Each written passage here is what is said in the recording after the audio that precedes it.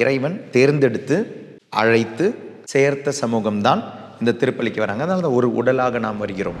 கடவுள் இணைத்ததை மனிதன் பிரிக்காது இருக்கட்டும் சொன்னது திருமணம் என்னும் அருள் அடையாளத்துக்கு மட்டும் கிடையாது. கடவுள் இணைத்த நிறைய விஷயங்கள் இருக்கு. இன்னைக்கு மனுஷன் பிரிச்சுக்கிட்டு இருக்கிறாங்க.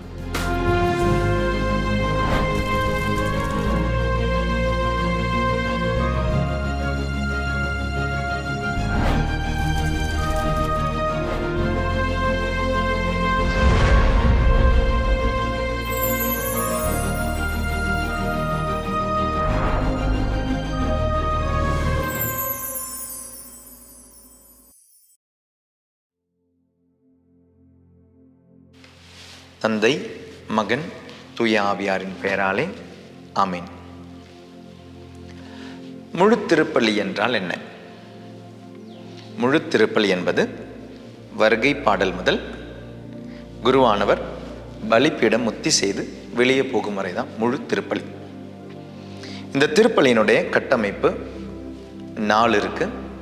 அதில் முதல் கட்டமைப்பு என்ன சொல்கிறேன், அதனுடைய கன்ஸ்ட்ரக்ஷன். தொடக்க சடங்குகள். இந்த தொடக்க சடங்குல இன்ட்ரோடக்டரி ரைட்ஸ். இந்த தொடக்க சடங்குல என்னெல்லாம் இருக்கு? 1, வருகை பாடல், பலிப்பீட வணக்கம். குருவானவர் வந்து பலிப்பீட வணக்கத்தை செய்கிறத கவனிச்சிருப்பீங்க. அதுக்கு பிறகு திருச்சிலுவை அடையாளம் போட்டு தான் திருப்பலி ஆரம்பிக்கிறாங்க. நம்ம எந்த செயலையும் செய்யும் பொழுது திருச்சிலுவை அடையாளம், because it is also simple exorcism. பேய் ஓட்டணும்லாம் சொல்லுவீங்க இல்லையா? உங்களுக்கே உங்களில் இருக்கும் தீமைகளை ஓட்டலாம், சிலுவை அடையாளம் போட்டால் போதும். அந்த சிலுவை அடையாளத்துக்கு பிறகு வாழ்த்துறை. சில திருப்பலியில் ஆண்டவர் உங்களோடு இருப்பாராகன்னு ஷார்ட்டாக சொல்லுவாங்க. சில திருப்பலியில் நம்ம ஆண்டவராகிய இயேசு கிறிஸ்துவின் அருளும் கடவுளின் அன்பும் தூய ஆவியாரின் நட்புறவும் உங்கள் அனைவரோடும் இருப்பதாக இந்த வாழ்த்துறை. இந்த வாழ்த்துறைக்கு பிறகு ஒரு முன்னுரை இருக்கும். யாராவது பொதுநிலையில் யாராவது வாசிப்பாங்க, இல்லைன்னா ஃபாதரே அதனுடைய சின்ன ஒரு இன்ட்ரொடக்ஷன் மாதிரி சொல்லுவாங்க. அதற்கு பிறகு பாவத்துயர் செயல் இல்லையா? இந்த தூய மறை நிகழ்வை கொண்டாட நாம் தகுதி பெறும் பொருட்டு நம் பாவங்களை ஏற்றுக்கொள்வோம் அப்படின்னு சொல்லி ஒரு பாவத்துயர் செயல் இருக்குது, பெனிடென்ஷியல் ரைட் இருக்குது. அதுக்கு பிறகு அதனுடைய ஜெபம் நம்ம ஜெபிப்போம். கடவுளுக்கும் மனிதனுக்கும் எதிராக செய்த பாவங்கள், செய்யக்கூடாததை செஞ்சோம், ஆண்டவரை மன்னிச்சிருங்க, செய்ய வேண்டியதை செய்யலை மன்னிச்சிருங்கன்னு சொல்லி அந்த ஜெபத்தை சொல்லுவோம். அதற்கு பிறகு ஆண்டவரே இரக்கமாயிரும் என்ற பாடலை பாடுவோம், ஜெபிப்போம். அதுக்கு பிறகு உன்னதங்களிலே, அதற்கு பிறகு திருக்குழுமம் மன்றாடுவோமாக அப்படின்னு சொல்லுவார் இல்லையா? இன்னும் சுருக்கமாக சொல்ல போனோம்னா, தொடக்கத்தில் நிற்கிறதுலேருந்து முதல் அமர்வு வரை, முதல் டைம் உட்கார வரை, இவ்வளோ செக்ஷன் தான் தொடக்க சடங்குகள். நிற்பதிலிருந்து தொடக்கத்தில் அமர்வது வரை. ஏன்னா வருகை பாடல் பாட தொடங்கினோடனே நம்ம நின்றுடுவோம். So from first standing to first sitting, முதல் டைம் எழுந்திருக்கிறதுலேருந்து முதல் டைம் உட்கார வரை தான் இந்த தொடக்க சடங்குகள். இந்த தொடக்க சடங்குகள் என்ன இருக்குது? திருவழிபாட்டு வழியாக திருப்பலியில் பங்கெடுக்க தொடக்கமும் தயாரிப்பும் தான் இந்த தொடக்க வழிபாட்டு முறைகள், சடங்குகள், இன்ட்ரோடக்டரி ரைட். என்ன? 2 விஷயங்கள். 1 தொடங்கணும், 2 தயாரிக்கணும். எதற்கு? இனி வரப்போகிற 2 விஷயங்கள், liturgy of word, liturgy of eucharist. இறை வார்த்தை வழிபாடு, நற்கருணை வழிபாடு. இதற்கு அண்டிருக்கும் தொடக்கம் குறிப்பதும் இதற்கு தயாரிப்பதும். பாருங்க எவ்வளோ இம்பார்ட்டண்ட்டான ஒரு விஷயம் அங்கே இந்த தொடக்க சடங்குகள். அதான் சுருக்கமாக நான் சொல்லி வரேன், திருப்பலிக்கு லேட்டாக வரக்கூடாது. இதுவும் திருப்பலியினுடைய ஒரு பகுதி தான். நற்கருணை வாங்குறது மட்டும் திருப்பலி கிடையாது, நற்கருணை மன்றாட்டு மட்டும் திருப்பலி கிடையாது. இது அனைத்தும் இணைந்தது தான் ஒரு பலி, ஒரு திருவழிபாட்டு முறை. நீங்களா உங்களுடைய ஃபேஷன் நடத்தக்கூடாது, நீங்களா சில விஷயங்களை யோசிக்கக்கூடாது. இது இறைவனின் செயல். இறைவனின் செயலில் நாம் சர்வன்ஸ், நம் பங்காளிகளாக அவ்வளோதான் செய்கிறோம். நம்ம we are participating, we are offering. இதுதான் நம்ம செய்கிற வழியே. இது இறைவனுடைய செயல். இறைவனுடைய செயலில் பாதியில் வந்துட்டு மீதியில் பங்கெடுத்துட்டு நானும் திருப்பலியில் இன்னைக்கு திருப்பலியை பார்த்துட்டேன் அப்படின்னு சொல்லக்கூடாது. அதனால் தொடக்க சடங்குகள் வருகை பாடலிலிருந்து ஆரம்பிக்கிறோம். தொடக்கமும் தயாரிப்பும் தான் இந்த சடங்குகள். இனி திருவழிபாட்டு முறை என்பது இறைவனின் செயல். உங்களுக்கு சொன்னதா, இட்ஸ் காட்ஸ் ஒர்க். ஸோ சேர்ந்து வரும் சமூகத்தை ஒன்றிணைத்து கடவுளோடும் மனிதரோடும் ஒப்புரவாக்கி இறை வார்த்தையை கேட்பதற்கும் அதன் வழி தகுந்த முறையில் நற்கருணை வழிபாட்டில் பங்கெடுக்கவும் தயாரிப்பதுவே தொடக்க சடங்குகள். It will ensure that the faithful who come together as one, ஒன்றா வரீங்க, ஒன்றா வரும், எஸ்டாப்ளிஷ் அ கம்யூனியன். ஒன்று சேர்கிறோம்.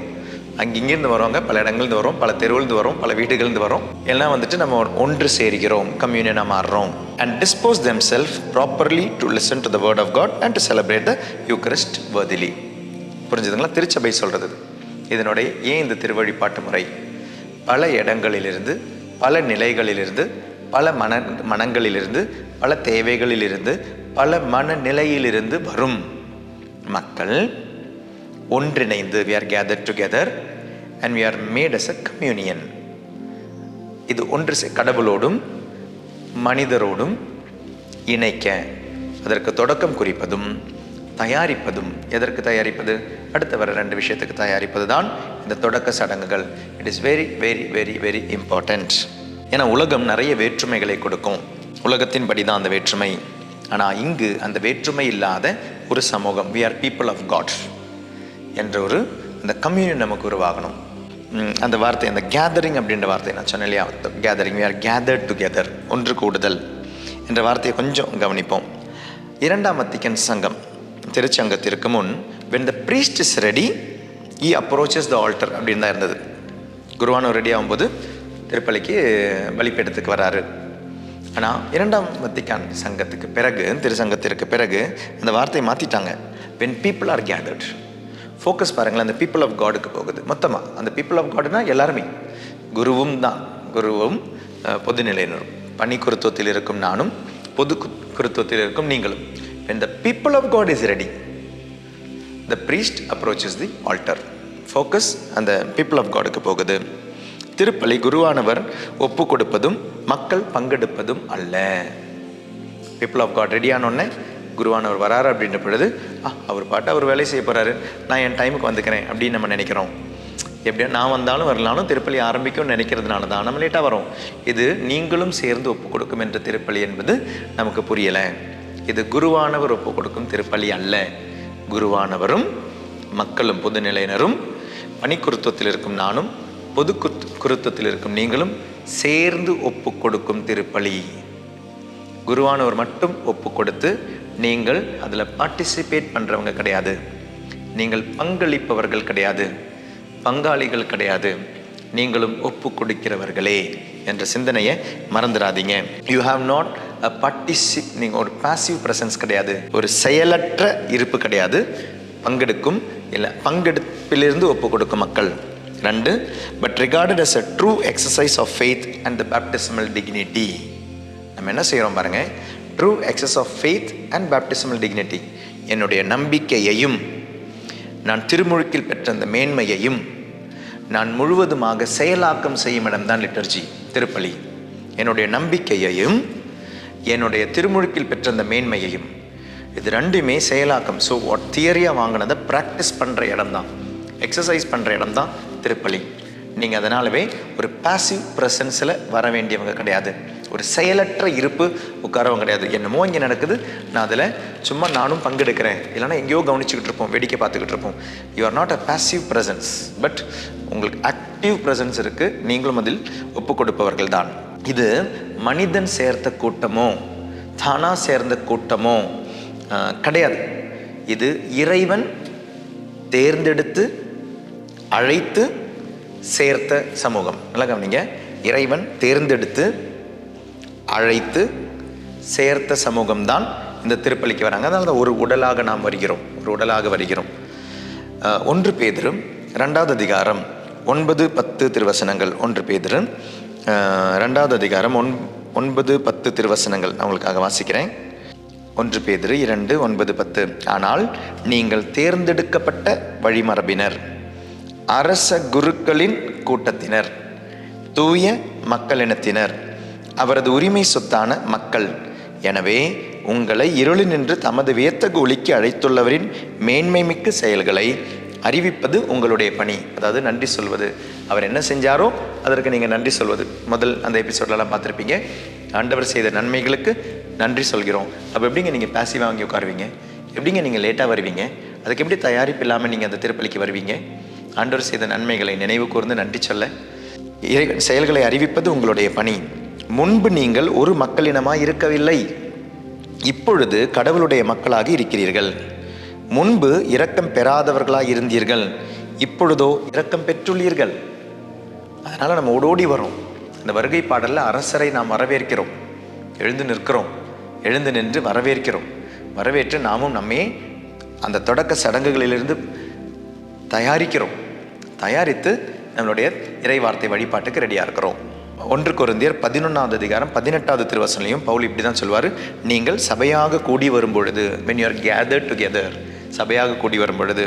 மத்தேயு நற்செய்தி 18வது அதிகாரம் 20வது திருவசனத்திலையும் வார்த்தை இயேசு கிறிஸ்து சொல்வார், எங்கு 2 3 பேர் என் நாமத்தில் கூடியிருக்கிறீர்களோ, when you are gathered together. அந்த வார்த்தை அங்கே யூஸ் பண்ணிருக்கிறது சின், SYN, SIN கிடையாது, SYN.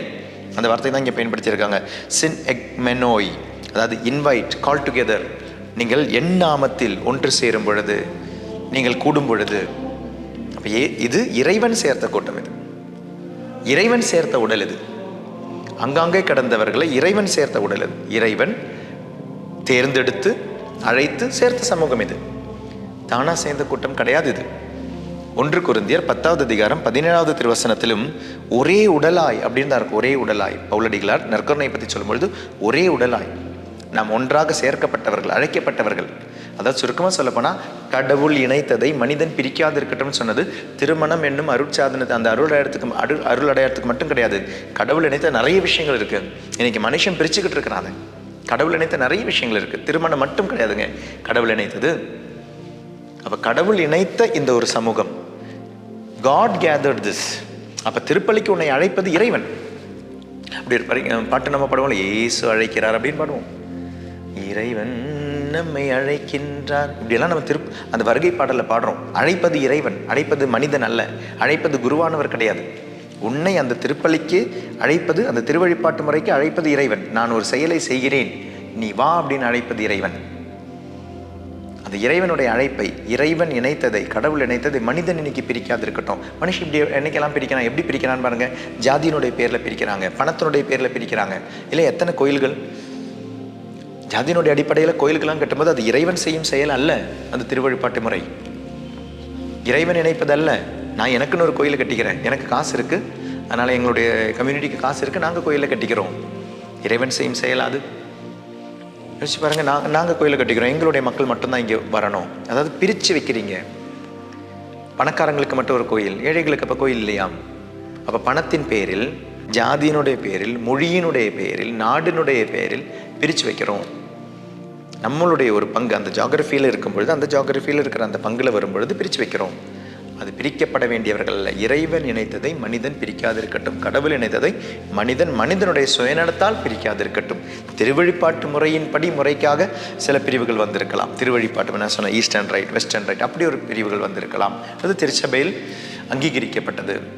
நான் என்னுடைய சுயநலத்துக்காக, எனக்கு என்னுடைய பணத்தினாலோ, என்னுடைய ஜாதியினாலோ, என்னுடைய சௌகரியத்துக்காகவோ நானா ஒரு கோயில் கட்டிக்கிறேன், என்னுடைய குடும்பத்துக்காக நான் கோயில் கட்டிக்கிறேன். அப்படி கட்டுறவங்க தான் இன்னைக்கு சபைகள். எனக்கு போதிக்கணும்னால 10 பேர் என் கூட சேருங்க, நான் சபையை சேர்ந்துக்கிறேன். அது இறைவன் இணைத்தது கிடையாது. இறைவன் இணைக்கும் கூட்டம், இறைவன் செய்யும் செயல் திருவழிபாட்டு முறை. அது சபைகள் நீங்க யோசிச்சு பாருங்க, சபைகள் ஃபர்ஸ்ட் லெவலில் நின்றுறாங்க. திருப்பலி பாருங்க, திருவழிபாட்டு முறையை பாருங்க, திரு அவை எவ்வளோ அழகாக நமக்கு சொல்லிக் கொடுக்குது. மக்களுக்கு ஃபர்ஸ்ட் கனெக்ஷன் இறை வார்த்தையோட வரணும். அதனால தான் ஆம்பு அங்கே இருக்கு, வாசக மேடை. அந்த கனெக்ஷன் முடிஞ்சு கனெக்ஷன் இங்கே வரணும். ஆனால் கத்தோலிக்க திருச்சபை தவிர மற்ற சபைகள் எங்கே நின்றுடுது, அங்கேயே நின்று போயிடுது. அங்கிருந்து இங்கே கொண்டு வர மாட்டேங்கிறாங்க. அது திரு அவைக்கு மட்டும்தான் இருக்கு. இறைவன் செய்யும் செயல் அது அங்கே நினைவு மட்டும் கூறுறாங்க. ஆண்டவரே நன்றி நன்றின்னு சொல்லி முடிச்சிடறாங்க. Praise the Lord, praise the Lord முடிச்சிடறாங்க. அல்லேலூயா அல்லேலூயான்னு முடிச்சிடறாங்க.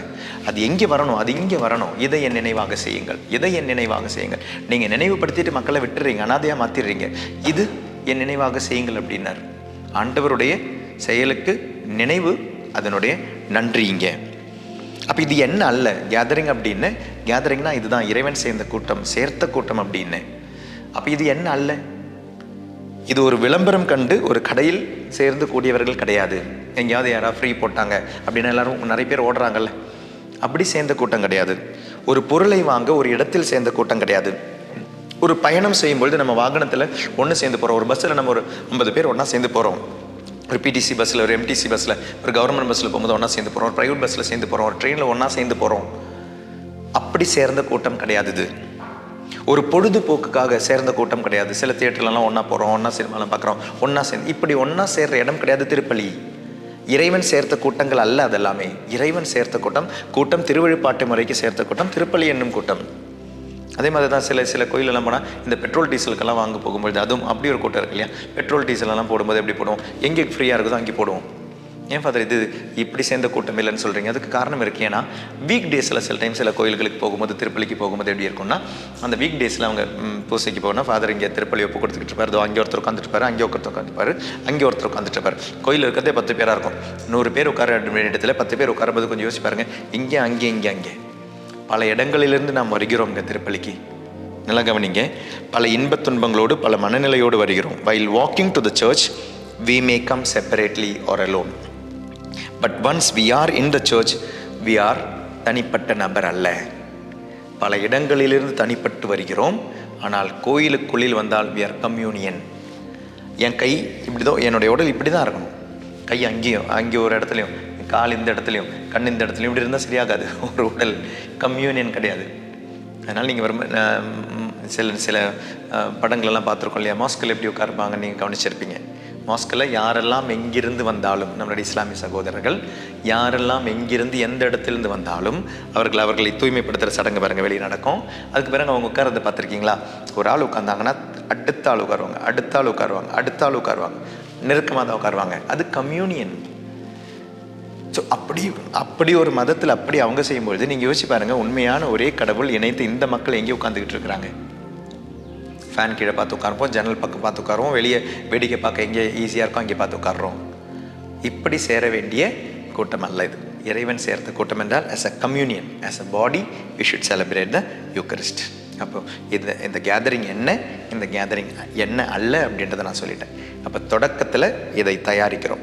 நாம் தனியாக பல இடங்களில் வந்தாலும் நாம் தயாரிக்கப்படுகிறோம். என்னென்னு தயாரிக்கப்படுகிறோம்? நாம் ஒரு உடல் என்று தயாரிக்கப்படுகின்றோம். அப்போ அந்த உடல் கடவுளோடும் மனிதரோடும் அந்த ஐக்கியத்தில் வேண்டும் இந்த திருவழிபாட்டு முறையில் பங்கெடுக்க. இதற்கு உதவி செய்வது தான் நம்ம திருவழிபாட்டு முறையினுடைய இறை வழிபாட்டு முறைக்கும் நம்மளுடைய நற்கருணை வழிபாட்டிற்கும் உதவி செய்ய ஃபஸ்ட்டு அந்த சீட்டிங் உடம்புலையும் அந்த மனசுலையும் அந்த செட்டில் ஆக்கிற இடம்தான் திருவழிபாட்டு முறையினுடைய தொடக்க சடங்குகள். we are prepared. ஒரு குடும்பமாக மாறிட்டோம். அந்த குடும்பமாக மாறிய பிறகு இந்த குடும்பத்திற்கு ஆண்டவர் செய்த நினைவு, அந்த நினைவிலிருந்து இந்த கொண்டாட்டம்.